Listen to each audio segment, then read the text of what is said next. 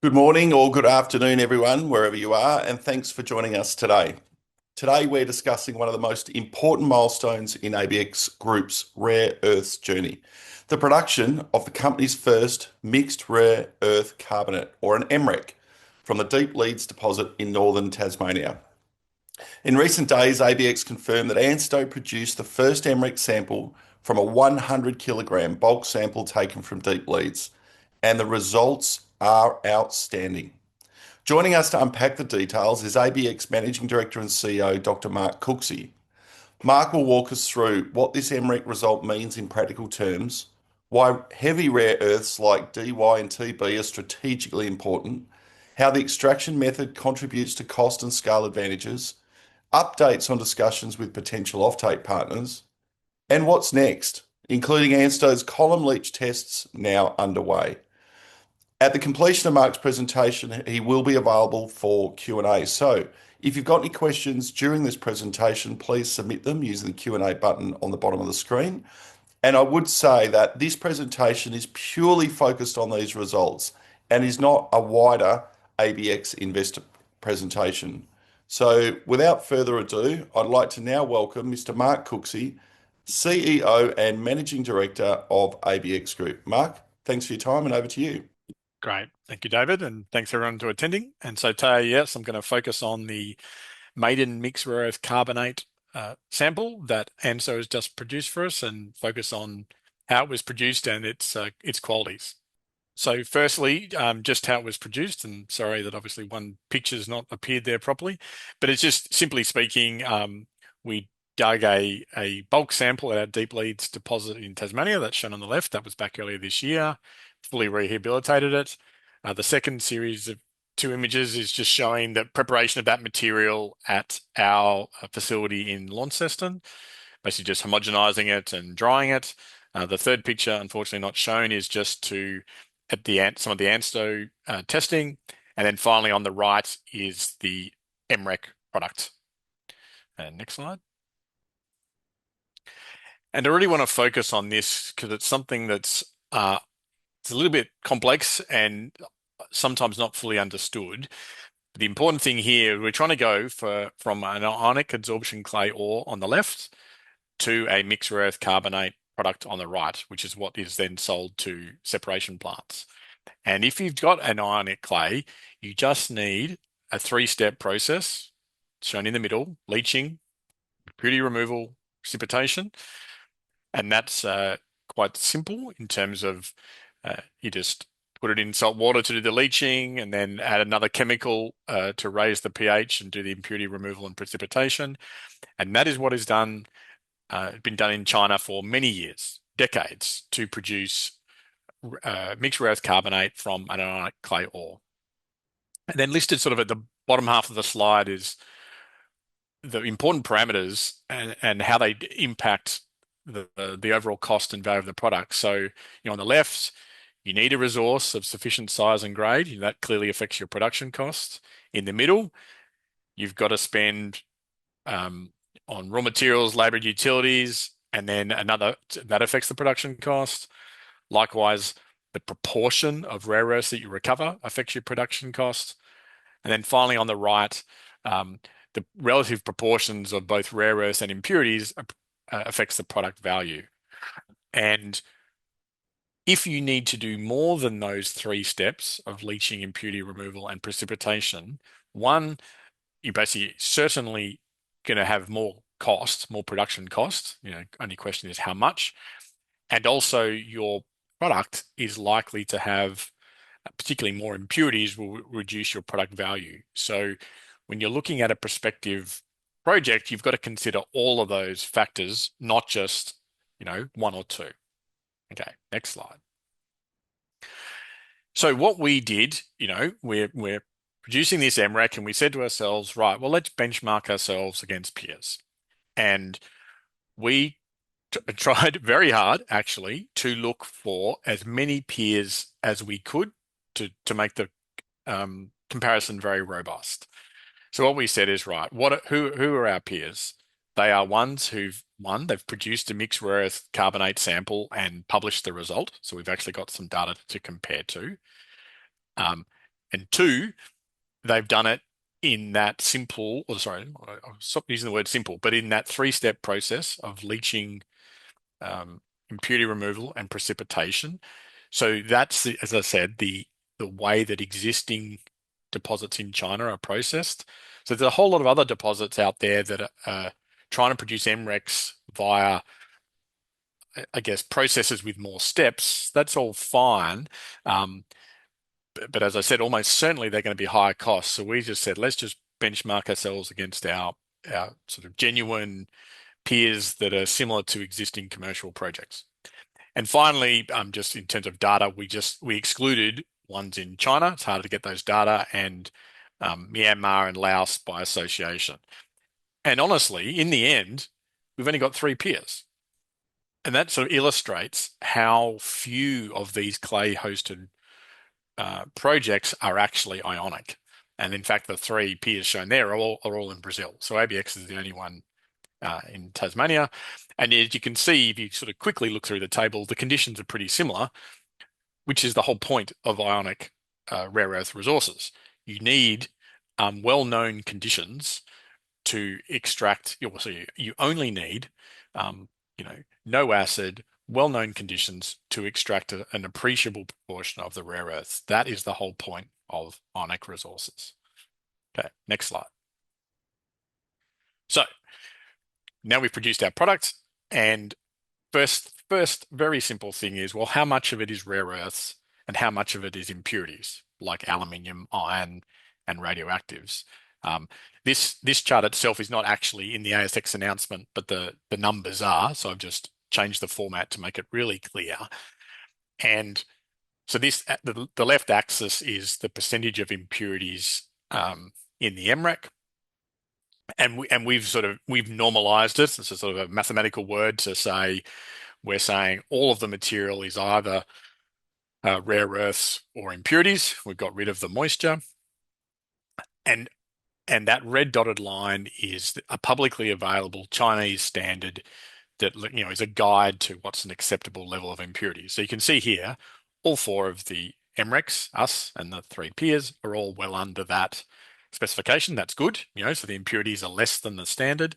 Um, Plenty of customers, probably most customers, particularly in the West, are likely to have their own specification, which might only allow a smaller amount of impurities and particular impurities. So we're starting those discussions now with particular customers. Again, many of the MRECs that are produced with more processing steps that are not ionic, that amount of impurities is likely to go above that Chinese standard. And one way, remember, you think about this is, it's a bit like when someone says, "Oh, the milk is 98% fat free." Well, that means it's got 2% fat. It's a bit like in this case, someone says, "Oh, it's a 90% an MREC with 90% rare earths." Well, that sounds pretty good, but that means there's 10% of impurities, which would be above the spec. Okay, next slide. So now we look at we've talked about the impurities. Now let's put that aside and now just look at the rare earth content. And because, rare earths, there's 16 of them, and they have different prices. So your relative amounts of the different rare earths is very important. So in this chart, the total rare earths is shown as 100%. And so then each part of the column is showing what percentage of each rare earth contributes to that total. And we've grouped them. You can see the definitions in the bottom right. The real ones are sort of highlighted in that red dash box. That teal green is the Dy and Tb. And then the dark green is what we're calling other REO, which is basically I think it's 5 heavy rare earths, which are actually quite valuable. And, it's a little bit, it's not super obvious to look closely, but you look at the size of the ABx teal and green sections, and they're much higher than the other three. And that leads to the numbers on the right, where we say, right, the DYTB of the ABx one is just rounding, 3 to 5 times that of the peers. SEG, that stands for samarium, europium, gadolinium, that's 1.4 to 2.5 times, etc., etc. So the really important bit here is that the two least valuable rare earths are the two in grey at the bottom, so lanthanum and cerium. And so because ABX has a much lower percentage of lanthanum and cerium, only what, 23% or something total, it means that the rest of it is the more valuable rare earths. Okay, next slide. Okay, so you say to yourself, right, okay, ABX, sure, you've got more of these supposedly more valuable rare earths. What does that mean? Well, this is the result. So what you do then to work out what's called the basket price of the MREC is you say, well, we've got X% of lanthanum, which is not worth very much. You multiply that out, and then you do the same for each rare earth and add up the financial value of the total and reach a total basket price. So straight away you can see here, well, ABX total basket price is what, 43 US dollars a kilogram. And compared to the others, that's 17% higher than the second highest one on the right, and 51% higher than the lowest one, the second one, MEI. And then you can see the reason why. It's because of the value of the DyTb and then the other rare earth oxides, mostly heavy ones. So because they're so valuable and our percentages of them, even though they're low, like our DyTb percentage is only 4.7%, but that's, 2 to 4 times higher than everybody else, you get a lot of value from it. And so, that means, nominally a kilogram of our MREC can be sold for substantially more than a kilogram of peers. Don't get too fussed about the actual dollar value. I mean, that can change as prices change, but the relative value of our MREC versus the others will stay relatively constant. What's even more important is that like DyTb and the other heavy rare earths are actually hard to get. So it's not just the price, it's like you literally can't get them. So we have potential customers saying to us, look, we know we can get some NdPr, or we feed with NdPr in it. We just can't get DyTb. So the prospects for an MREC with a high DyTb content, it's even more than just the price, it's actually the scarcity. Okay, next slide. So what do we do with all of that? So we're sharing we're sharing the compositions with lots of prospective customers right now. I've been sending emails yesterday and even just before this call, getting responses already, customers requesting samples. I'm already thinking, oh my God, we've got to make more MREC, because we've got a 72-gram sample, and you don't need much of a sample to do a test, but we're getting a lot of interest. We're then now also really starting to focus on what does the project actually look like. It's one thing to have a resource, good metallurgy, we can produce a sample, but what is the project going to be? How big is it? What's the actual processing, engineering design?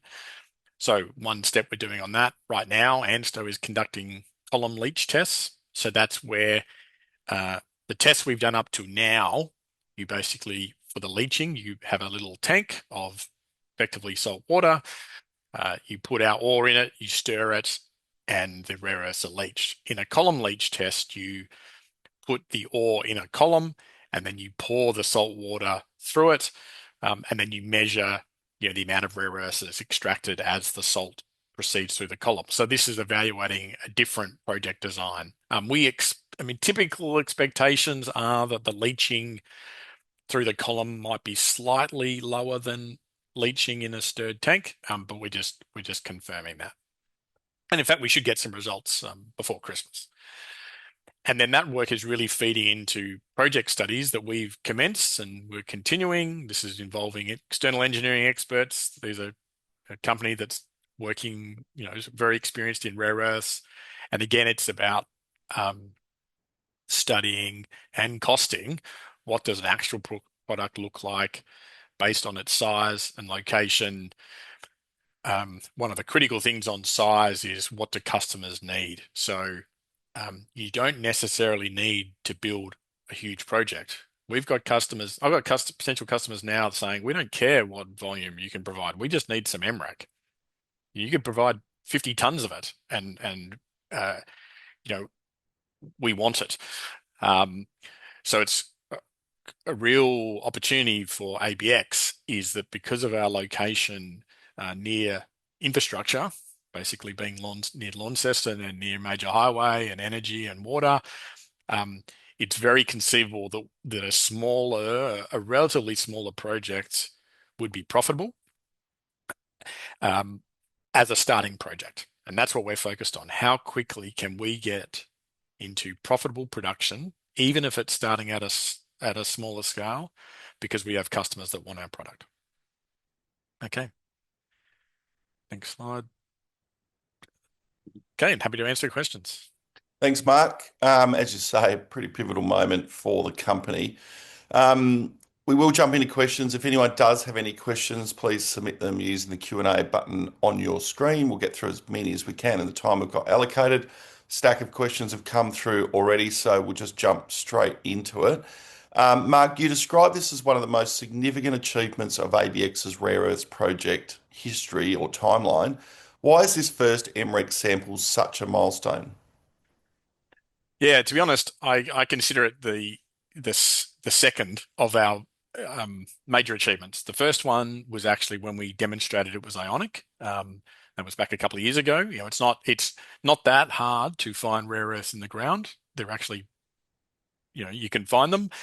But as I said earlier, very few clay-hosted deposits are ionic. So that was number one.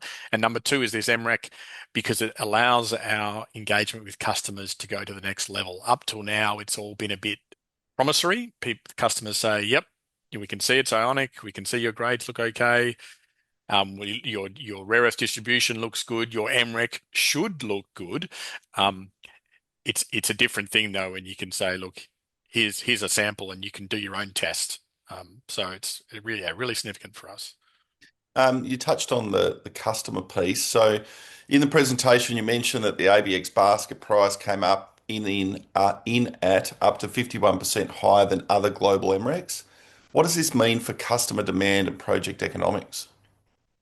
Yeah, so I think the first thing, as I mentioned in the presentation, it's actually scarcity is even more important than price. So, for example, if you've got a separation plant who their customers are saying we need DYTB oxides, and so the separation plant is looking out, going, well, we need mixed rare earth carbonates with high DYTB.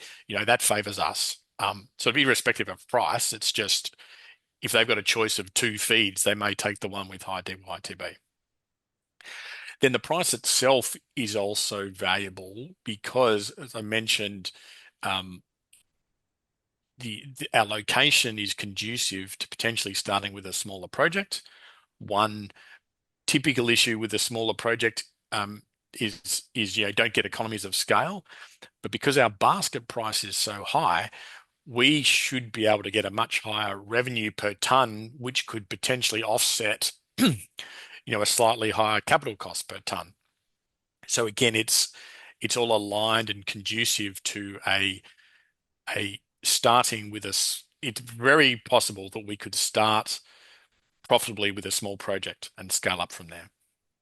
Now, we've clearly got a very knowledgeable audience. The questions, some of these I don't want to mispronounce, so I'll read them as they come in. Your MREC shows extremely low aluminium, uranium, and thorium. How valuable is this for refinery specifications and ESG? Um, so the honest answer at the moment is don't fully know. I think what there are certainly separation plants um, that value very highly very low radioactives because they just do not want to deal with radioactives. It's a real black or white issue. You either can deal with them and you put in all the appropriate um, systems and procedures to do that. Most of the hard rock projects have to do that because monazite typically has appreciable uranium and thorium. Um, so again, I think it could be quite a binary thing where um, there's separation plants that need low radioactives where possible.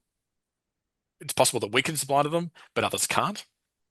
Um, the aluminium one, I think it's going to come out in discussions with customers. We know that aluminium is an important impurity. Um, I think each customer is going to have their own particular specifications depending on their customers. So it's one of the things we're looking forward to now that we have this result is you can have that meaningful discussion because you've actually got a real MREC composition to discuss.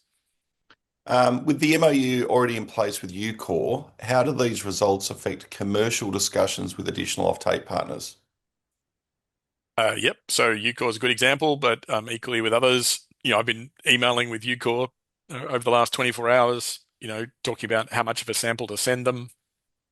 Um, the, it clearly takes us to the next level. I've had one other customer comment to me, that the individual who I was talking to said, "Look, I already think your project's great, but if you can get me a sample, then that'll really build some interest in the rest of our team." So that's just an example again of despite us all, we believe data, but there's nothing better than seeing a sample in your own eyes, and measuring it yourself to know that, wow, this MREC is a really good one. You did touch on in your presentation that extraction at ambient temperature and pressure with minimal acid is rare in clay deposits. How does this influence cost and scalability? Yeah, and I think the simple answer is it'll make it higher if you know, with an ionic deposit, you can use salt water, ambient temperature and pressure with no other beneficiation, no flotation, no temperature, etc. Clearly, if you have to do any of those other things, the cost will be higher. Now, as to how much higher, well, we don't really know. And sort of honestly, I give best wishes to others that are doing those studies because, um, they've got to try and work out how much cost that will add to the process. What we're focused on is um, being at the low end of the cost curve. And, it seems very clear that if you've got two otherwise equivalent deposits, of a similar grade, and one is ionic like ours, it'll have a certain cost base and be at a certain place on the cost curve. If you have to do more processing, you'll be higher up the cost curve. How much higher? Who knows? But you'll be higher. And, that's our focus. DYTB prices, I'm not even going to try and pronounce it, so apologies, but DY and TB prices in Europe are significantly higher than China, highlighting scarcity of Western supply. How does this improve ABX's positioning? Yeah, it could be really good. And in fact, recently started, well, Benchmark Minerals recently started publishing Europe prices for DY and TB. They're quite rigorous. They only publish prices where there's enough data. Like, for example, if they have one sale, they know of one sale, they won't publish that data. And it's quite amazing, really, that is, I mean, dysprosium and terbium price in China is higher, let alone the fact that it's 3 times higher in Europe. Um, well, given the fact that we have a high DY/TB content, that really helps us. And again, in discussions with customers, I was talking with one face to face in Malaysia a few weeks ago at a conference. wasn't a Malaysian company. Um, they reiterated that there is a premium for Western DYTB. So they just put so those basket prices that we showed in this presentation are the Chinese prices. If you put the Western DYTB prices in, you would accentuate, I probably should do that analysis, you would accentuate the difference between the ABX basket price and the peers by even more, by significantly, probably to run the numbers, but by another 10 or 20% possibly. With an 89 million ton resource to find from only 29% of the mineralized outline, how does this influence your thinking on scale and development? Yeah, so as I said, we we have a potential to start profitable at a relatively small scale. Clearly, bigger is still better, both in terms of how much you could produce per year and how long your project life could be. So we are continuing to identify prospective areas. We've developed a lot of knowledge. It's not just about where do we think the rare earths are, it's where do we think ionic rare earths are, and that's a different question. Um, we've developed a lot of knowledge on that. We've just concluded another drilling program in a different area to where our resource is. So our resource is west of Launceston. Our recent drilling is in two new tenements southeast of Launceston. So we're absolutely still very much looking to grow the resource of particularly the ionic material, because that's the material that has the greatest chance of low cost production soon. The question here regarding permitting in Tasmania, do you think you're going to have any issues in regards to permitting? Well, the simple way I'd say Tasmania is actually broadly similar to the rest of Australia. In fact, Tasmania, the regulators are very good. So we've got very strong engagement with Mineral Resources Tasmania, and the EPA. We've mined bauxite previously in Tasmania, fully rehabilitated the site, and we were held up as best practice by the EPA. Um, where our rare earth resource is now, we've actually got a bauxite resource there as well, which there's a significantly advanced mine lease application in there. Um, so yeah, and Tasmania's got a proud history of mining. If you talk to the chief geologist, I know the chief geologist of Mineral Resources Tasmania was at IMARC a month ago and proudly advocating for Tasmania as a fantastic place for mining. Obviously there's some parts of Tasmania, the southwest, which are not conducive. That's fine, but northern Tasmania is actually broadly very supportive of mining. But we still have to spend a lot of effort engaging with the community, and people expect us to do best practice, which is what we're absolutely committed to. With this product validated, what does the forward roadmap look like for feasibility, permitting, financing, and customer qualification? Yeah, so I touched on that in the last slide, but it's yeah, now we're really moving from the theoretical to the real in terms of, okay, what does the project actually look like? And there's a bit of a iterative steps in there. So we're doing work to say, well, what uh project design would we like? What would we prefer? What leaching process, for example? That will then lead to, well, let's have some discussions with the EPA about, what's their level of comfort or uncertainty with that approach. Does that need to change our technical design? But that's, we're studying that now. The opportunity for ABx, I've said it a few times, but it's to be in profitable production soon. There are Western separation plants existing and proposing to be built that need supply like now, not in 5 years. So there's a real opportunity hopefully for us to be one of the first to supply them. Thanks, Mark. That brings us to the end of our questions. So appreciate you taking all those questions on and your presentation today. Great, thank you. And thanks everyone for joining us today. This has been a significant moment for ABx, and today's discussion really highlighted why this first MREC product is such a breakthrough. Not only because of the exceptionally high DY, and TB levels and strong basket price, but because it validates the potential for ABx to supply high value rare earths into Western supply chains with a simple, low impact extraction process.